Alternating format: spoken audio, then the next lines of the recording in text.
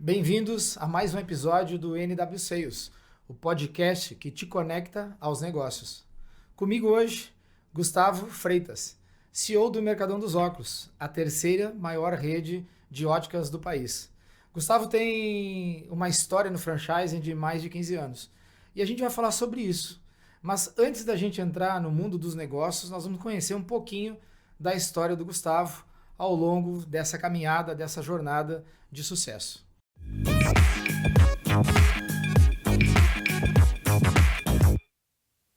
Obrigado aí pelo convite, é um prazer estar aqui com vocês. Realmente falar de negócios é o que nos motiva, que nos move e sou todo ouvidos aí, pronto para responder aí qualquer indagação a respeito tanto da vida profissional quanto da pessoal aí. Show! Bom, Gustavo, às vezes a gente no dia a dia conhece um grande empresário de sucesso que tem uma história e traz resultados no Brasil, né? Vocês estão no Brasil inteiro. E só que esse lugar que você está hoje, esse lugar que o empresário de sucesso conquistou, ele foi construído ao longo de uma jornada. E antes da gente falar sobre negócios, sobre fazer negócios, sobre conectar sobre negócios, eu queria te convidar para contar um pouquinho da história do Gustavo, como empreendedor, como que essa história começou, aonde você acha que na tua trajetória essa história despertou de você querer empreender, querer construir o que hoje é a terceira maior rede de óticas do país. Legal. Gustavo é filho de uma pedagoga com um contador, né? Então minha mãe sempre traçou a carreira dela dentro da pedagogia, foi professora, foi terapeuta psicomotricista, chamava na época, um nome até meio complicado. Meu pai contador, né, a vida toda também, formado em direito, advogado. E eu comecei, na verdade, a construir minha carreira empreendedora muito cedo, né? Com 12 anos aí eu já empreendia. Oh, né? Que legal. Da minha maneira, mas empreendia, né? Então, na época, né, a gente estava... eu estava no... Acho que hoje é intermediário, que eles chamam. Era quinta, sexta série, 12, 13 anos, aquela história nossa lá de trás, né? E eu estudava de manhã e à tarde fazia lição de casa e ia jogar bola, né? E a meninada, eu percebia que a molecada, né, os colegas ali, sempre no final da bola ali, tinha um dinheirinho para gastar com uma raspadinha, não sei se você se recorda dessa época. Sei. Eu já vi sobre isso. Algum lugar, né? Então raspava o gelo, colocava uma essência qualquer lá, punha um canudinho, a molecada tomava aquilo lá. Eu falei, peraí, eu vou fazer um negócio parecido com isso aqui. Eu já conhecia o tal do Juju, né? Na época a gente chamava de Juju. Era um saquinho de plástico que você colocava um suco dentro, amarrava, colocava no congelador. Ele congelava e a meninada tomava aquilo lá, né? E aí eu falei, não, eu tenho condição de fazer isso. Fica parecido com raspadinha, muito mais barata, a molecada vai encarar. Uma coisa que desculpa te interromper. Eu gosto dessas histórias porque tem lições que a gente pode tirar para o mundo empresarial. Eu tenho certeza que vem coisa aí com lições. Então, quem está nos escutando, né, presta atenção numa história de vida. Quais são as lições que essa história de vida pode conectar com o mundo empresarial, com o mundo dos negócios? Eu falo que o empresário, ele nasce junto com a pessoa, né? Então, esse espírito empreendedor, né, essa vontade de empreender, de inovar, de criar, de fazer acontecer, ele nasce junto com a gente, né? E a gente tem que saber desenvolver isso. Legal. Né?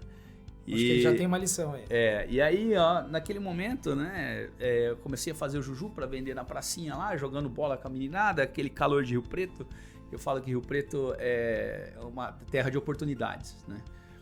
Tem um sol para cada um. Né? Então, assim, aquela temperatura amena, 35, 36 graus, final de tarde, né, de verão, aquele calor. Terminava de jogar bola, eu vendia meu Jujuzinho ali, 80 centavos na época, 70, 80 centavos. E desbanquei o cara da raspadinha, então já Já foi... Já enfrentou a concorrência, ganhou espaço no mercado. Primeiro grande vitória, né? Então eu fazia o juju com Tang. Lembra do Tang? Do saquinho de Tang? Misturava na água e, né, colocava dentro do saquinho, congelava e vendia. Então tinha tangerina, limão e uva na época. E um certo dia, né, a gente ali jogando bola, encostou um sorveteiro, né, com um tal de creme holandês. Né, um palitinho de creme holandês. O sorvete no palito de creme holandês.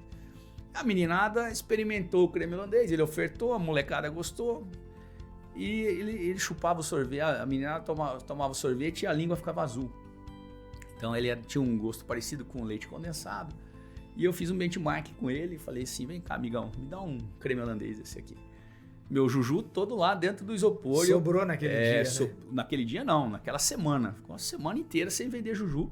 Todo mundo só interessado no creme holandês. No mundo empresarial, o seu fluxo de caixa foi pro zero naquele... Fluxo de caixa complicou, porque nunca voltava o isopor cheio, né? E essa semana ele voltou lotado. Show. Né? Eu falei, não, preciso fazer alguma coisa para mudar esse jogo.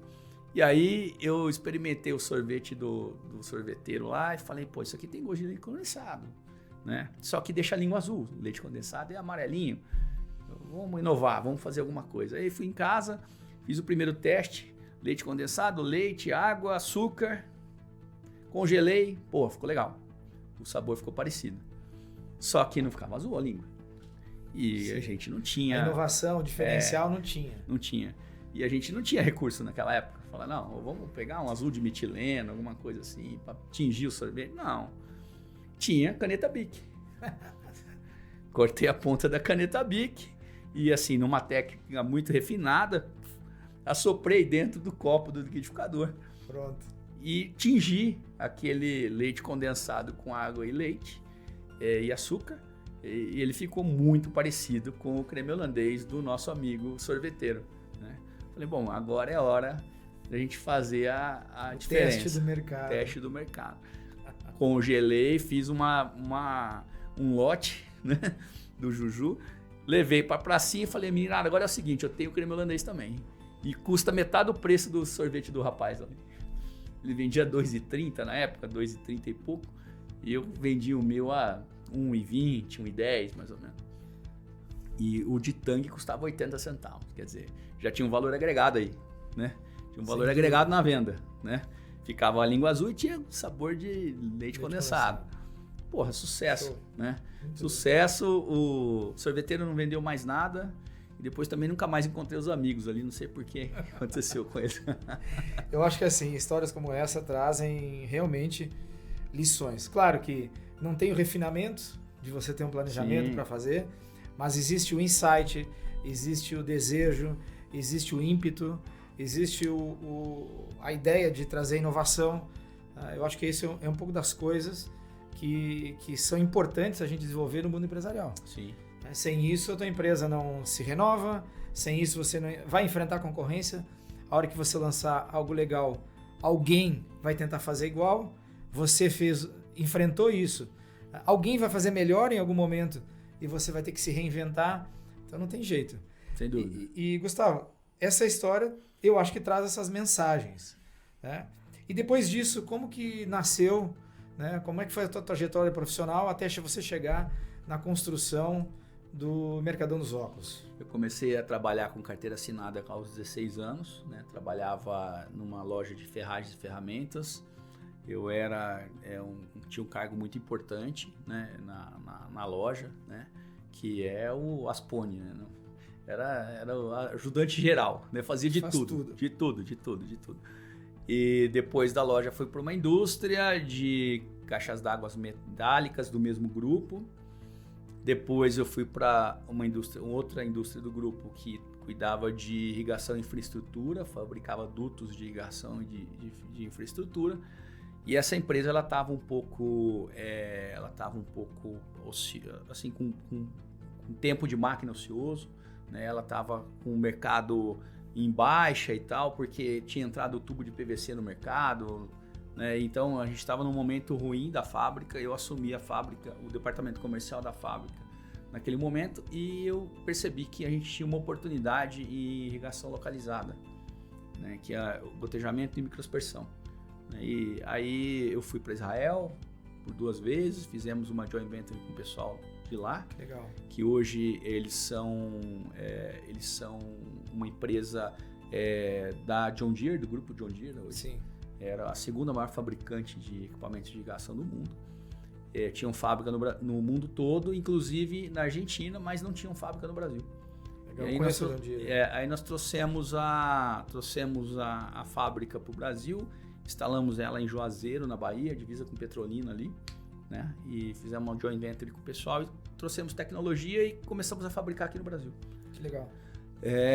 Depois de um certo momento na fábrica, eu recebi aí o convite de um amigo que já era do franchising para ser master franqueado de uma grande rede de educação profissionalizante e me tornei master franqueado dela como investimento, né? Falei, não posso sair da fábrica, mas vou junto com você. Vou junto com você, vamos empreender aqui através da master franquia. Dessa marca... Porque a Veia Empreendedora estava lá, né? A Veia Empreendedora estava lá. Estava lá. E eu acho assim, a leitura, né? Entrei na empresa e eu tinha o cargo mais importante. Sim. Tá? Enxergar o sonho grande. Exatamente. É desde o início. Exatamente. Acho que essa frase foi interessante.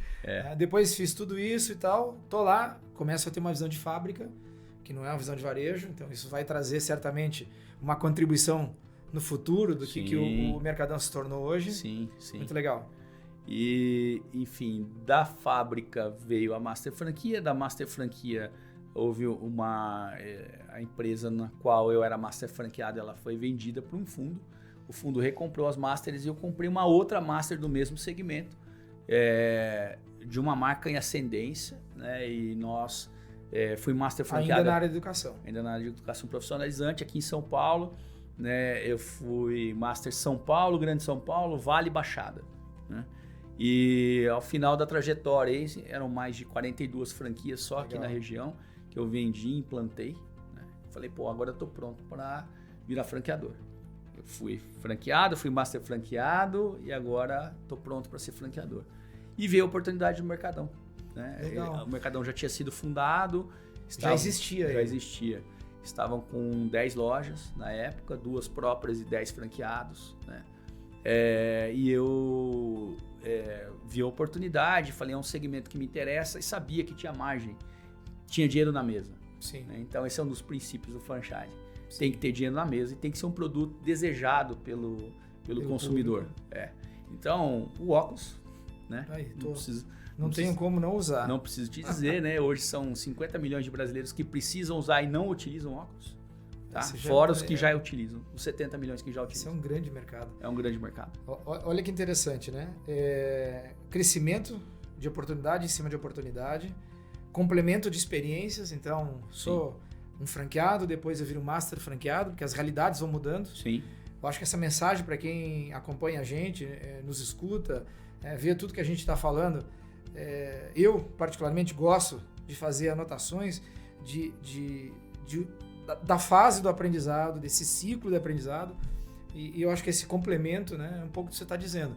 Né? Eu tive uma experiência, comecei de baixo, fui crescendo dentro de uma empresa até indústria, conheci o franchise em várias óticas. Bom, está na hora de eu abrir um novo desafio, e aí nasce a parceria com o Mercadão, é isso? Exato. A gente estava falando agora há pouco que eu e você acreditamos no universo, né? Na conspiração do universo. Então, eu tinha muita vontade de empreender no franchising como franqueador, mas de um produto que fosse mais tangível do que o serviço, né? Educação profissionalizante é um baita produto necessário, também desejado pela população, mas cada unidade franqueada se torna uma fábrica. Sim. Né? Na qual você vai entregar serviço, um produto que não está pronto. Sim. Né? Então é serviço.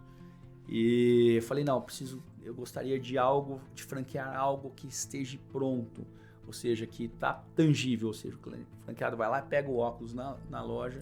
O ciclo tá bem próximo do total realizado ali. Legal isso. E foi né, desejando isso, veio a oportunidade, né, cabia no bolso, que é o mais importante. Sim. Né? Então tinha plano A, B, C, D para pagar a conta, que não foi pequena, foi uma conta alta. Imagino, mas já entrei estava como operando, sócio, né? exatamente. Entrei como sócio da marca, o Celso Silva, que é o meu sócio hoje, até hoje, que cuidava de produtos, né? Então, é um cara que está no segmento ótico já há muito tempo. O Celso falou, não, cuida do franchising, cuida da operação de loja, cuida da expansão, que produto é comigo. A retaguarda está aqui.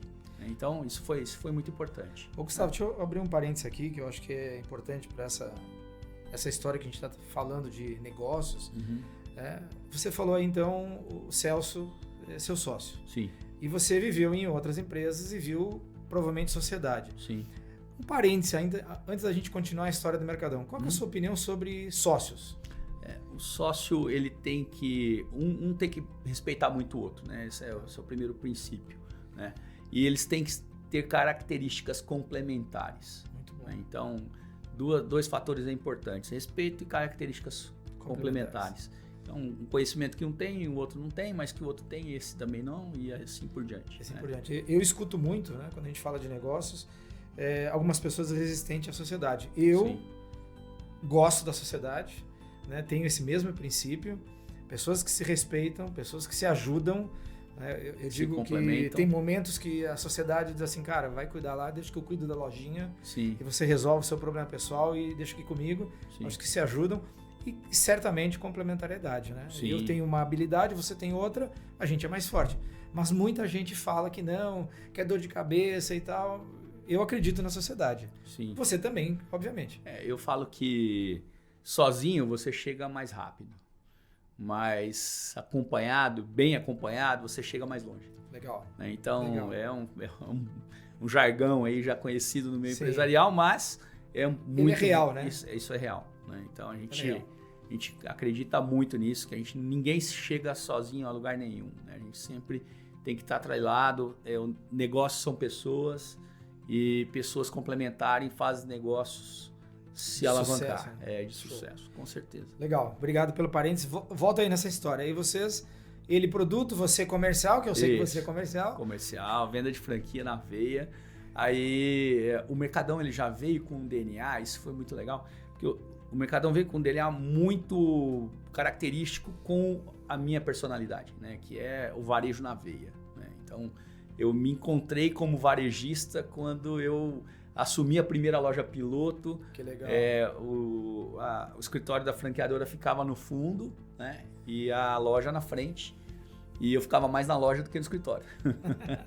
Falei, não, eu quero ficar aqui. Chama, né? Chama. Dá aquela coceira, eu tenho que ir lá conversar com o cliente, eu tenho que ir lá olhar alguma coisa. Exato. E aí, na época de curso profissionalizante, tinha uma figura, né, dentro do ecossistema ali comercial da loja, que a gente chamava de street marketing, que é o que? É o porta para fora. Sim. É o cara que ficava na calçada, Sei. Convencendo a turma para entrar. Que isso tem bastante Tem muito. na educação, né?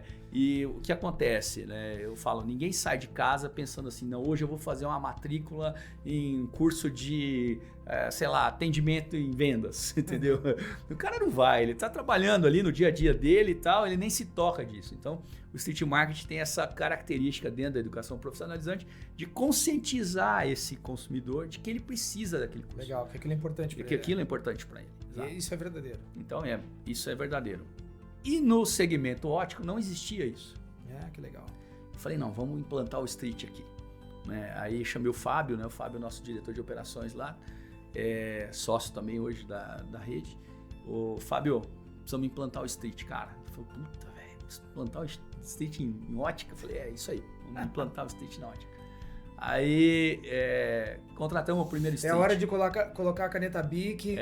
Daí, dentro fazer do copo diferente. Aí contratamos, lembro como se fosse hoje, contratei o primeiro street, a gente foi lá, conversou com o cara, brifou, chamamos a gerente da loja, brifamos a gerente, falou, olha, ele vai trabalhar assim, assim, assim, assim, beleza. Primeiro turno de trabalho do cara, chega a gerente dentro do escritório da franqueadora e fala assim, eu não aguento mais essa tal de street. Ela tá colocando todo mundo pra dentro da loja, cachorro, bêbado, todo mundo tá... Que passa, entra. Eu falei, calma, porque o pessoal de ótica, né, até então, né, eles tinham uma característica de que era uma venda passiva, né? Sim. Então, atrás do balcão, o óculos preso ali na prateleira, né? O Fechado com precisa, vidro, ele... na mesa aqui, um vidrão em cima, então o cara olhava a armação dentro da mesa, ou olhava na prateleira, não tinha contato. Né? Sim. O Mercadão já veio com uma característica diferente, loja aberta, produto exposto, né? Então 800, 900 SKUs exposto, então o cliente entra e fala assim, pô, meu óculos está aqui, só preciso encontrar. Legal. Então, né? A diversidade de produtos faz com que o cliente variedade, tenha a sensação que está aqui. A variedade, olha, tá aqui. Eu tenho que achar. Meu óculos está aqui, eu vou encontrar. Show. Né? Isso é o primeiro boa ponto lição, importante. Boa lição. E aí, a gente implantou a figura do Street para trazer justamente gente para dentro da loja, conhecer essa variedade de produto. Né? E, lógico, o Street, no primeiro momento, ele não é assertivo. Sim. Né? Ele vai trazer pessoas que têm aquela característica que você precisa e tem pessoas que não têm a característica, que não têm a necessidade. Tipo, olha, daqui a alguns anos você vai precisar de um óculos, compra já. Exatamente. E aí vem um apontamento que eu acredito muito, né? Eu acredito muito no variável para esse colaborador. Sim. Só que você tem que colocar esse variável na proa que você quer seguir. Legal. Então, é a cenourinha, né? Sim. Então, você coloca a cenoura na direção que você quer seguir, tá? Então, não adianta nada eu remunerar esse Street por pessoas que entram na loja. Sim, porque aí ele vai entrar... Ele vai colocar todo mundo lá dentro. E vai acontecer dele vender exatamente, olha... Você, quantos anos você tem? 20? Ó, com 40? Já vai comprando agora, vai pagando por mês. Tal, não sei o quê. Inclusive, traz seu filho, o cachorro, o papagaio, traz todo mundo. Não é o perfil. Não é. Então, aí vem a primeira lição em relação ao varejo e ao street marketing, no caso. Você tem que colocar a cenourinha no rumo, na direção que você quer que ele haja, né? Que ele vá. Então, foi aí um grande passo que a gente deu, desenvolvemos isso dentro do segmento, foi um grande paradigma que nós quebramos dentro do segmento, porque ninguém aceitava isso. Né? Em um segmento tradicional, né? Ele continua, tradicional. E continua, inclusive redes grandes, bastante tradicional. O que acontece, né? Lá atrás, né, nos anos 80, 90, né? O conhecimento em ótica, ele era uma barreira de entrada no segmento. Né? Então, quem detinha aquele conhecimento, ele ditava as regras do jogo. Certo. Né? E com a popularização desse conhecimento, né? Com a internet, com as universidades corporativas e tudo mais.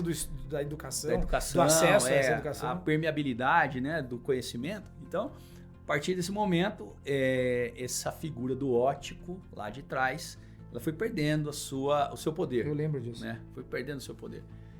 Me recordo. Eu lembro disso, eu morava numa cidade, eu nasci numa cidade do interior chamada Bagé, em que a ótica era... A ótica do seu João. Era o doutor. A ótica do seu João, ele era técnico em ótica. Mas a ótica era a ótica do... Técnico em ótica, exato. Você respeitava... Varejo para esse cara, ele tinha alergia. Não era um varejo. Não era considerado como uma consulta. Era um consultório médico que tinha óculos. Era uma coisa assim. Era um complemento da consulta com o oftalmo. Né? Então, o oftalmo detectava a refração dele naquele momento e... o técnico óptico interpretava essa refração e indicava a melhor lente para esse cliente. Né? Então, ou seja, empoderamento do cliente, zero. Né? Então, isso é importante, a gente vai falar sobre isso logo mais. A partir desse momento, né, que a gente implantou o Street, a gente percebeu que o Mercadão ele não era uma ótica. Ele era uma empresa de varejo que, por um acaso, vendia óculos. Exatamente. Essa frase é conhecida, você sabe. Então... assim, veio automático. Veio automático. Falo muito isso desde sempre. A hora que você começou a construir essa linha de raciocínio, né? E ficou claro. Sim. Não é uma ótica, é uma empresa de varejo que vende óculos. Exatamente. Porque você está montando essa característica aí. Exatamente. E um segundo... Bom, tiveram vários passos ao longo do tempo. Nós desenvolvemos novo layout de loja, começamos a embarcar a tecnologia dentro de loja para empoderar o cliente a tomar a decisão dele. Eu acho que essa é uma característica que você está ressaltando, né? Sim. Você falou mais de uma vez. Eu tenho um lugar onde o cliente tem opções. Entrei na loja, é aqui que eu vou comprar, tá aqui em algum lugar.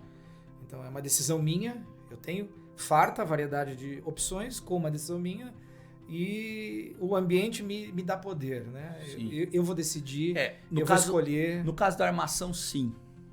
Tá. Você, por exemplo, foi na ótica e escolheu a melhor armação que serviu no teu rosto, né? Hoje nós já temos embarcado no nosso software o visagismo. Ele detecta o formato do teu rosto e te indica a melhor armação para ele.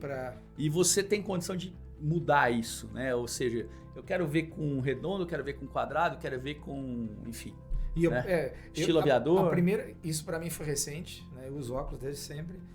Isso para mim foi recente, não com tecnologia.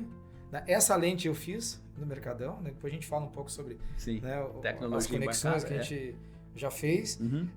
Mas a primeira experiência que eu tive foi porque até então, um momento da minha vida, eu usava um óculos para tudo. E num dado momento eu comecei a conversar com uma pessoa que diz o seguinte: cara, esse óculos que você está usando é um óculos que fica muito bem quando você está usando um terno, quando porque você é um empresário, você está negociando com outras pessoas, esse tipo de aro, que tem essa marca, que não sei o quê. Aí, se você tiver em lazer com a sua família, vai estar muito sério esse óculos. Então tem um outro com outro formato. Aí foi a primeira vez que eu parei para pensar, né, que o óculos antes era uma ferramenta. Era uma necessidade. Agora não, ele pode ser hoje ele é um acessório. Exatamente. Exato. Isso é importante. Eu não tinha pensado nisso. O brasileiro despertou a isso lá atrás, né? Há 10 anos atrás, o brasileiro já despertou para isso. Então, é comum, né, hoje, principalmente no universo feminino, que as mulheres tenham um óculos para cada ocasião. Né? Então, é um óculos para trabalhar, é um óculos para ir na academia, é um óculos para passear, enfim, para andar de moto. Legal isso. Tudo mais. Isso muda muito o mercado. Amplia muito, né? E o que a gente percebia na época, a gente dava muita ênfase para a armação, o que a gente percebia na época era que a lente, né, a escolha da lente era algo muito deficitário, né, porque ele tinha que acreditar no que a vendedora falava para ele. Então, ela mostrava lá um desenhozinho, num papelzinho ali, falava, Flávio, você vai enxergar assim, você precisa de um corredor assim, você precisa de um tratamento assim mesmo. E tal, e você tinha que tomar a decisão sem saber. Exatamente. Praticamente, né? Então você acreditava no que ela estava te dizendo. E aí, através da tecnologia, nós trouxemos aí uma forma de empoderar esse cliente para que ele tome a melhor decisão.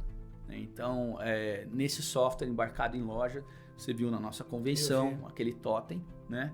Onde você faz, além do visagismo, você faz uma anamnese, né? Um mapeamento de visão, onde através disso você vai ter a indicação da melhor lente para o seu dia a dia. Porque a lente hoje ela é individualizada, ela é algo personalizado, é customizado para você. Então, e essa lente, ela pode, um exemplo, uma multifocal hoje pode custar de 200, 300 reais, um par de lentes multifocais, até 8, 9 mil reais, você entendeu? Depende da tecnologia que você tem embarcada naquela lente. Eu acho isso incrível, porque, como eu falei, como eu usei óculos a vida inteira, desde que eu me lembro de alguma coisa, sempre usei óculos. Então eu usei óculos de tudo que é jeito. E tudo isso que você falou, eu vivi mesmo. Né? Com experiência, sem experiência. Chegar lá sentado e o cara dizer, é esse óculos, é essa lente, é desse jeito. Já tive apelido, porque eu comprei o óculos que a mamãe queria e eu parecia uma corujinha da Estilos, porque Estilos no Rio Grande do Sul era uma marca de uma ótica, sei lá o que era, então era corujinha da Estilos. Então, eu vivi tudo isso. Tá? Vivi o óculos que pega sol faz de um jeito, porque fica escuro, tá? Então, mas tudo isso ao longo da jornada. Hoje eu percebo realmente que a variedade exige, né, uma qualidade de atendimento, um conhecimento diferenciado. Embora tenha gente que não percebeu isso, não está fazendo, mas é realidade. Sim. O empoderamento do cliente, né, quando você empodera ele a tomar uma decisão, ele vai tomar a melhor decisão para ele. Você consegue embarcar a tecnologia, você consegue agregar valor à venda, né? Porque ele está percebendo a diferença. É diferente de um carro, por exemplo. Vou comprar um carro com ar-condicionado. Na nossa época tinha carro sem ar-condicionado. Exatamente. Entendeu? Então o cara era assim, era com e sem ar-condicionado. Preciso de um carro com ar-condicionado. Ótimo.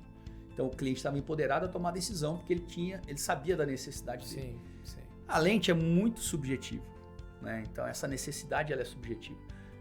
eu preciso de um óculos para dirigir, eu preciso de um óculos para isso, para aquilo, eu uso mais isso, eu uso mais aquilo. Então, quem vai definir esse teu perfil é uma anamnese. A partir do momento que você tem uma anamnese, você começa a traçar o teu perfil e o próprio software já vai processando e indicando o produto melhor para você. Que legal. Entendeu? Você quer ver um outro ponto importante? Nós que já somos clássicos, não somos velhos, somos clássicos. Sim, gostei adotei já. Clássicos. Eu aprendo rápido. Então a gente começa a ter um problema de mobilidade de pescoço. Sim. Então, Nunca tinha pensado nisso. Então, esse movimento já começa a ficar mais complicado. A partir desse momento, se você quer enxergar para cá, quem vem primeiro? Seu olho. Tá? Então você olha primeiro, depois vira o pescoço, beleza? É isso mesmo. Tá? Então, esse movimento no óculos, na lente, ele te indica o quê? Que você precisa de um campo de visão mais amplo. Porque senão você vai entrar num ponto aqui que a lente não tem a mesma performance. E você começa no início, e você começa a sentir dor de cabeça, vertigem, uma série de coisas. Exatamente isso. Então, a população, conforme ela vai envelhecendo, ela vai ficando com seus músculos mais rígidos, tendo menos mobilidade, ela vai precisando de um campo de visão maior.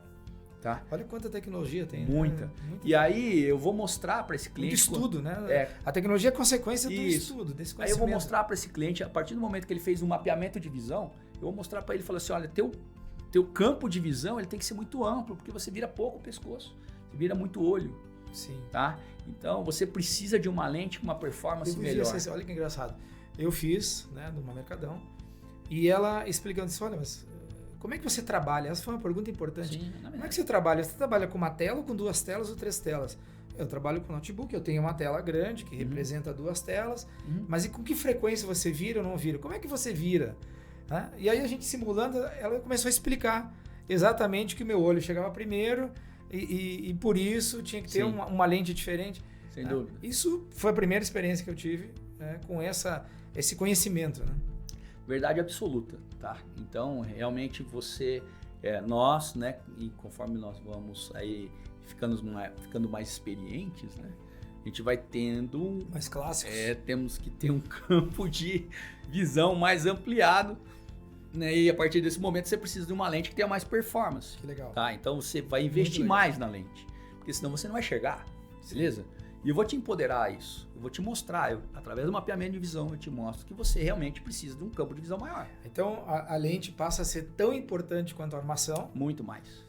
Porque até então, você ficava mais... Porque você experimenta a armação sem lente, ou com uma lente que não tem grau, e você, até então, foca na armação. Aí, daqui a pouco, a lente começa a ser... Eu vou te dar um exemplo típico regionalizado, não me levem a mal, né, os nossos telespectadores. Você é gaúcho. Sim. O povo gaúcho ele tem uma colonização europeia mais acentuada, que por consequência tem uma cultura mais avançada. Sim. Beleza? Então é um público que lê mais, que se capacita mais e tudo mais. Então esse público, o nosso público do Rio Grande do Sul, ele é o público que mais investe em lente oftalmo. Olha que interessante. Tá? Então, a partir do momento que você tem a necessidade, eu preciso do óculos para trabalhar, preciso do óculos para ler, ele percebe essa necessidade, é empoderado a ponto de saber o que é melhor para ele, tá? Ele investe. E com a tecnologia que você percebe isso acontecendo, né? Porque você percebe. Sim, através da tecnologia eu te provo, né? Conforme você vai enxergar e tudo mais. Então, a partir desse momento que esse público investe mais em lente, hoje nós temos aí 75%, 80% do nosso faturamento em lentes. Olha que interessante. E os outros 25% é armação e óculos de sol. Olha tá? que interessante. Eu não tinha noção de que tinha essa... muito importante. Então, principalmente no Rio Grande do Sul. Né? Isso vem subindo, vem diminuindo a importância da lente ao longo que a gente vai regionalizando isso. Né? Tem regiões com mais importância, menos importância, enfim. Então, olha só, Gustavo, desculpa te interromper. Para a gente que está acompanhando, para vocês que estão acompanhando a história da Mercadão dos Óculos, eu estou aqui com o Gustavo Freitas, e olha que interessante, né, você também fazer estudos regionalizados. Às vezes parece óbvio num negócio que, se você atua nacionalmente, ter estudos regionalizados.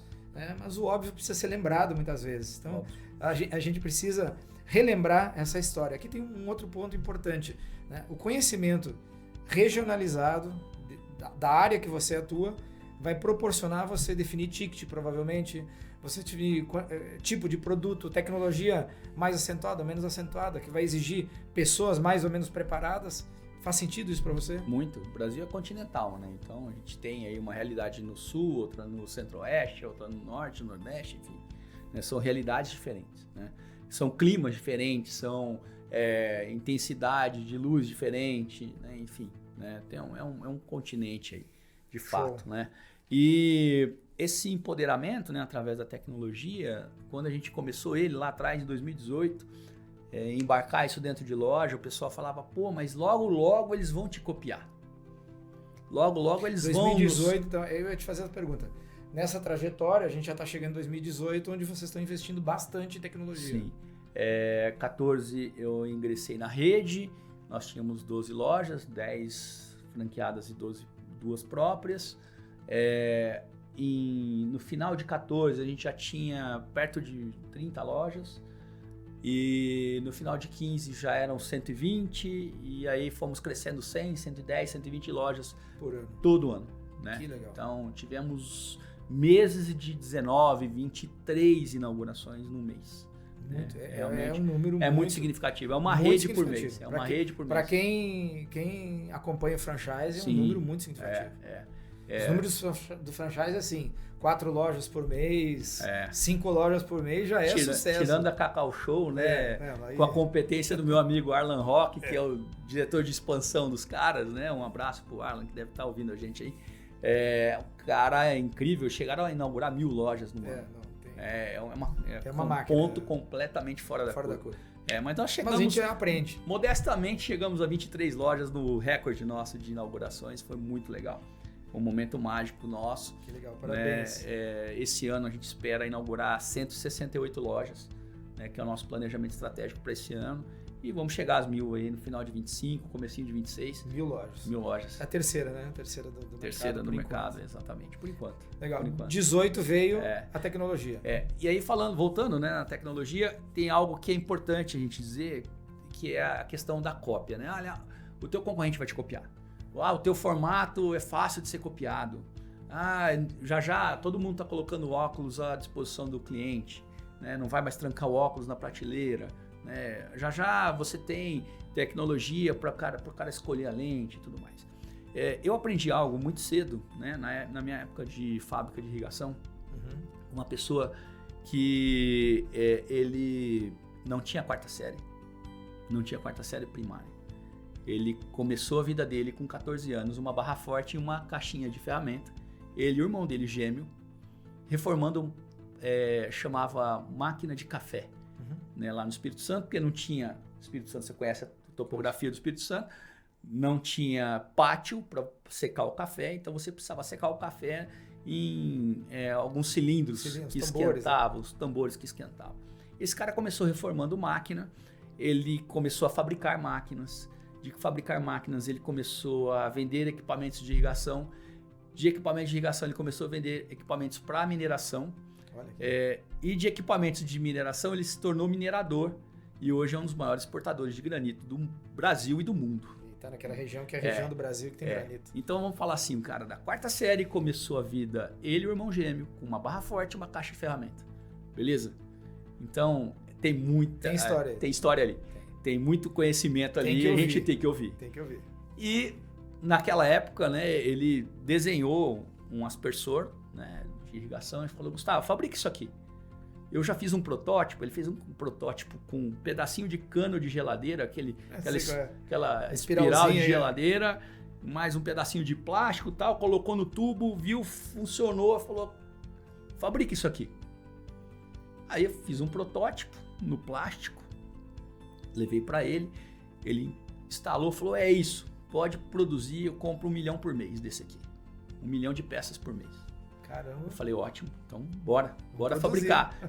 Fabriquei o molde e tudo mais, liguei para ele e falei, Zé Antônio, eu vou patentear esse negócio. Você quer entrar comigo na patente? Ele falou, cara, para que você vai patentear isso?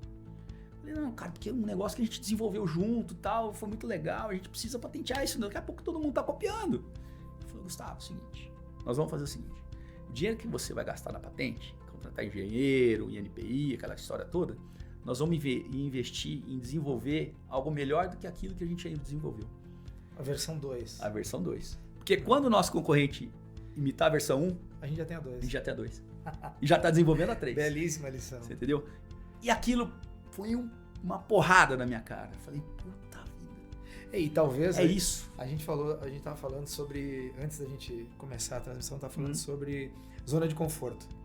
Lembra? Talvez a patente levasse à zona de conforto. Sim. Eu já está patenteado, é meu, durante tantos anos ninguém vai quebrar essa patente, é meu, Sim. Beleza, vou ficar fazendo isso. Vou deixar para pensar ali na frente. Essa é a zona de conforto. Zona de conforto não é só um lugar onde você se acomoda e não faz. Pode ser um lugar onde você está produzindo bem, você está vivendo bem, está ganhando dinheiro, o negócio está prosperando, só que você está prosperando naquilo, não está inovando, não está pensando na inovação. E não fazer a patente é criar um desconforto. Sim.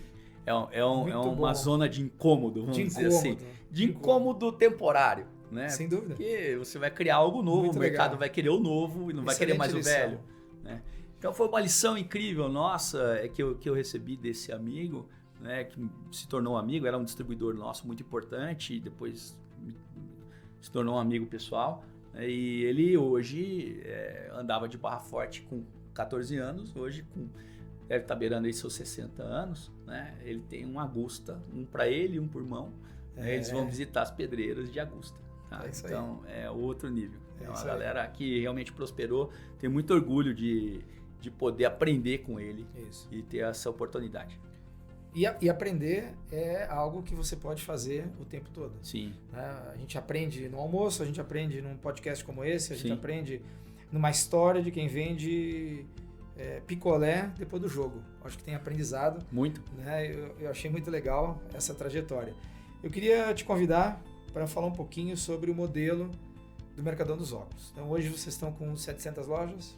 734 lojas vendidas, comercializadas, né? Já em operação 650 e poucas. Né? E hoje expandindo aí no Brasil todo. Né? Lógico, o Cone Sul ele acaba sendo mais populoso dentro da rede, né? No Rio Grande do Sul, Santa Catarina, Paraná, São Paulo, região sudeste também está bem populada, né? Minas Gerais, Espírito Santo, Rio de Janeiro. E aí nós temos três grandes focos, na verdade, que é o Centro-Oeste, o Nordeste e a região Norte, para expandir.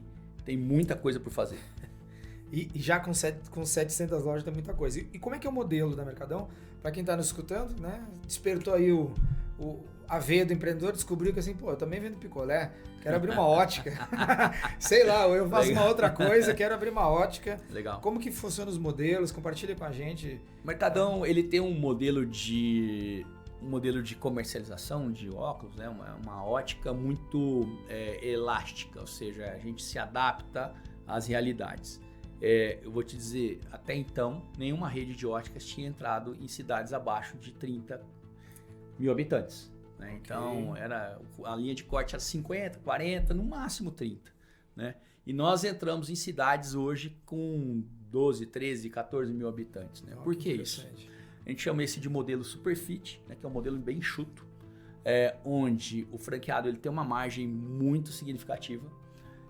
E a partir do momento que ele tem margem alta e custo operacional baixo, porque cidades pequenas o custo de ocupação é baixo, você não precisa muita gente na loja, porque você não tem tanto fluxo, enfim.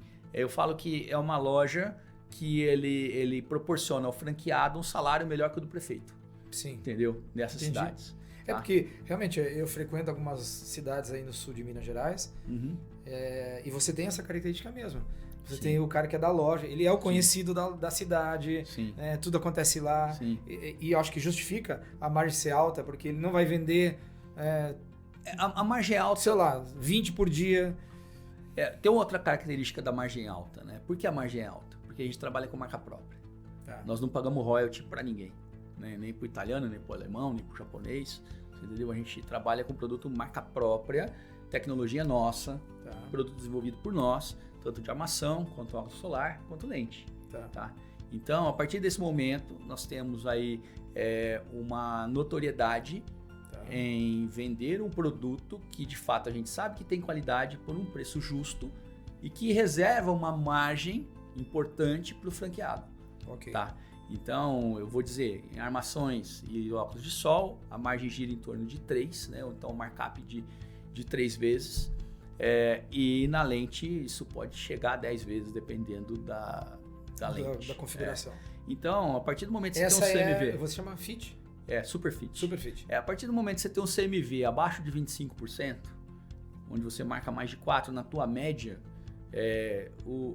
a operação fica confortável. Fica confortável. Você entendeu? Então, 25% é o CMV, 30% é o custo operacional da loja, tem imposto aqui, tem royalty, tem fundo de propaganda, paga todo mundo, dá risada e ainda sobra 20, 25% na última linha. É uma boa margem.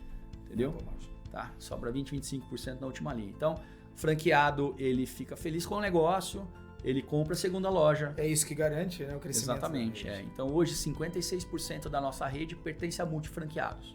Que interessante. Então, no Rio Grande do Sul, uma característica muito forte, Santa Catarina, Paraná, São Paulo.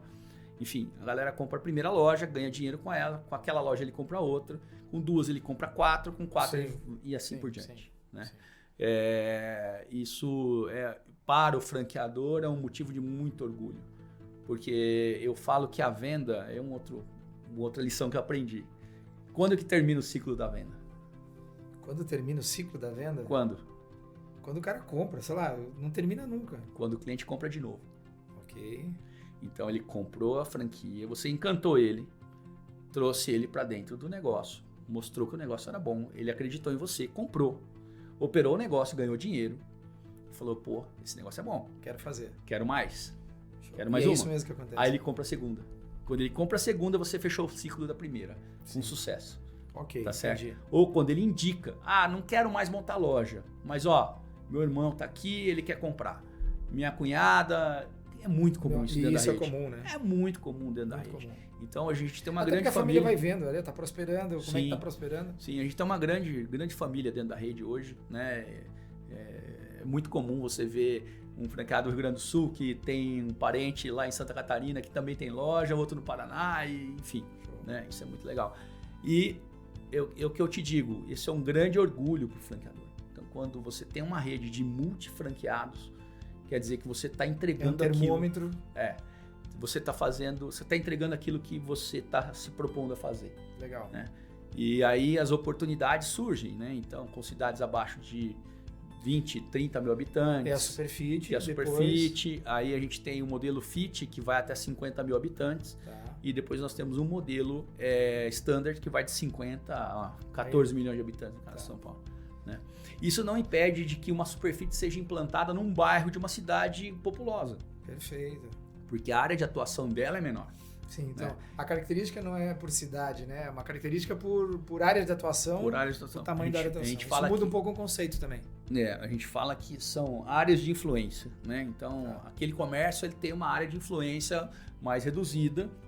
Por consequência, ele tem um custo de ocupação mais baixo. Sim. Ele tem um custo de mão de obra mais baixo. São Paulo, você vê isso? Muito. Bairros que são cidades. Bairros que são cidades. E tem bairros menores, com atuações menores, que elas não justificam uma loja standard. Sim. Com 800, 900 SKUs. Mas justifica uma Superfit com 400, 300. Entendi. Entendeu? Então, é um investimento que não é de 350 mil num bairro populoso. É um investimento de 200 e pouquinho. Entendeu? Entendi. Num bairro menor. Então, ele tem metade do estoque, ele tem menos gente na operação. Menos custo fixo. O custo de ocupação dele é mais baixo. Perfeito. Entendeu? O próprio colaborador dele mora no bairro. Sim. Então ele não tem custo de deslocamento. Sim. Entendeu? Fica mais fácil de trabalhar. Ele prefere ganhar menos e trabalhar perto de casa. Isso. Principalmente nos grandes centros. Isso é uma característica importante, né? Sim, sem dúvida. Então isso acaba trazendo aí uma oportunidade de crescimento e a gente tem capilarizado muito através disso, né? Dessa característica, né? Então são 3 modelos: Superfit, Fit e Standard. Exato. E dentro desses vem modelos... Vem mais por aí, né? tá? Eu não posso te dar spoiler agora, mas vem mais por aí. Dentro desses modelos, né? As oportunidades de investimento nesses 3 modelos no primeiro modelo, em termos de investimento em reais? Esse range vai girar em torno aí de 190 a 200 mil reais numa Superfit, até 350, 400 mil reais numa modelo standard, dependendo do custo de ocupação, dependendo se tem que comprar ponto comercial ou não. Sim, enfim. reforma e tudo mais. Reforma, tem muitas variáveis aí nesse meio. Legal. O que mais te fascina no franchise? Cara, o que mais me fascina... Aquilo que diz assim... Eu falo que o nosso negócio tem 2 grandes propósitos. O primeiro é o que me fascina no franchise, que é a oportunidade que você tem de desenvolver as pessoas através do empreendedorismo. Muito legal. Então você vê uma professora de inglês que chega a ter 6 lojas, faturar 1,2 milhão por mês e ganhar o ano dela em 15 dias, que ela ganharia como professora, ganha em 15 dias, uma semana. Tá. E que talvez em algum momento da vida não foi estimulada a empreender. Não. Assustaram ela sobre empreendedorismo. Na verdade, são histórias muito diferentes, né? Tem um Patrício seu, né, que você conhece muito bem, Sim. O Rick Taylor. Sabe como que o Rick entrou na rede? Te contei essa história, não? Não. O Rick entrou na rede com um Fiat Siena. E ele falou para mim, cara, tá em bom estado o carro. Tava com 200 mil quilômetros, o carro era tetrafio, tinha um cilindro de gás no porta-mala, entendeu? 2 vendedores conversando. Era uma bomba relógio, literalmente, tá? Isso assim, tava com 200 mil quilômetros porque o velocímetro tava quebrado já fazia tempo, E aí ele falou, não, cara, olha, o carro tá em bom estado, eu te dou o carro a troco da taxa de franquia, eu vou arrumar um dinheiro aqui, não sei o que e tal.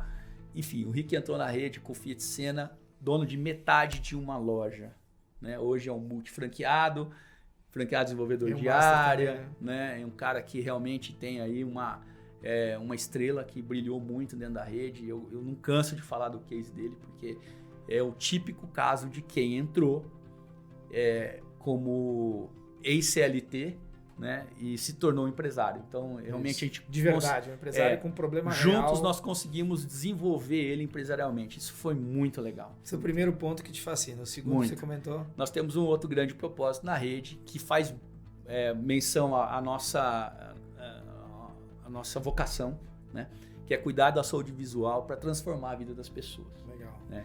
Então, esse é um ponto muito importante e a gente cuida dele com muito carinho, né, que é o cuidado com a saúde visual do nosso cliente, mas não só do nosso cliente, como também das crianças que não têm possibilidade de usar óculos. Olha. Então nós temos um instituto hoje dentro do Mercadão, que chama legal. Instituto Olhares do Bem. Né? Esse instituto já doou mais de 10 mil óculos, né, no Brasil todo. Então a gente mapeia, através das franquias, as crianças em idade escolar que têm dificuldade de enxergar.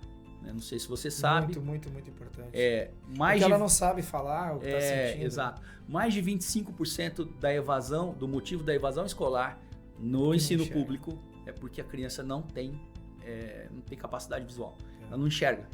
Tá? Eu participei de um projeto que visava, lá no grupo que eu trabalho, visava trazer um equipamento para exame de crianças até 7 anos, para identificar até 5 tipos, um equipamento alemão para até 5 tipos de dificuldades, desafios que a criança enfrentava, porque ela não sabe traduzir exatamente Sim. o que está sentindo. Exatamente. E é um problema muito sério no Brasil. E aí, a partir do momento que a criança não percebe que ela tem, ou os pais também não percebem que ela tem essa dificuldade, ela começa a se afastar, né, do estudo, começa a sentar atrás da sala, aí ela evade, vai para a rua, e aí a gente sabe qual que é o futuro dessa criança depois que ela sai da escola. É um trabalho social importante, né? E aí a gente enfatiza muito isso. Nós temos uma linha de lentes, de produtos, inclusive essa que você está usando, que a gente chama de 4K. Cada lente 4K vendida, a gente doa um óculos completo para uma criança do ensino público que tem a necessidade de utilizar. Significa, então, quando eu comprei lá, eu ajudei uma criança. Você ajudou uma criança. Fico feliz Exatamente, com isso. Quero saber de você, a gente já está quase 1 hora batendo papo, e eu acho que a gente teria condições de ficar aqui mais 1 hora ainda. Sem dúvida. Eu queria 2 pontos para a gente começar a encerrar o nosso bate-papo. Quais são os teus principais desafios que você enxerga aí no mercado brasileiro para esse ano ou para os próximos anos? O que você enxerga como desafios do Mercadão para esse mercado que você atua?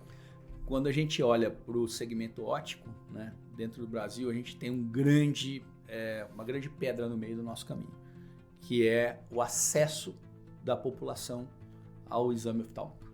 Ok. Então, por incrível que pareça, né, a gente tem dificuldade, né, a nossa população, de uma maneira geral, ela tem dificuldade de acesso à saúde. Sim. Né?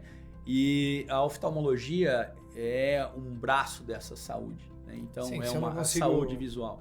Então, se a gente não tem acesso, né, esse nosso cliente, ele não tem a receita, não tem a refração dele, ele não pode comprar o óculos. Sim. Por isso que hoje a gente fala que são 50 milhões de brasileiros que precisam usar óculos e não utilizam, certo? Por conta essa grande pedra no sapato. Como no empreendedor, caminho. eu fiquei pensando, será que dá para criar uma franquia de clínica de...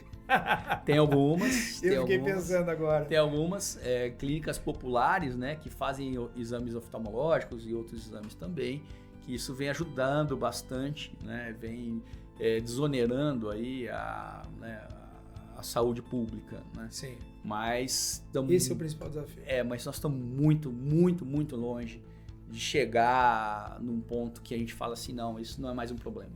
Tá? Ok. Então, muito E longe. para a gente fechar, tendências que você enxerga no mercado, tendências do Mercadão, né?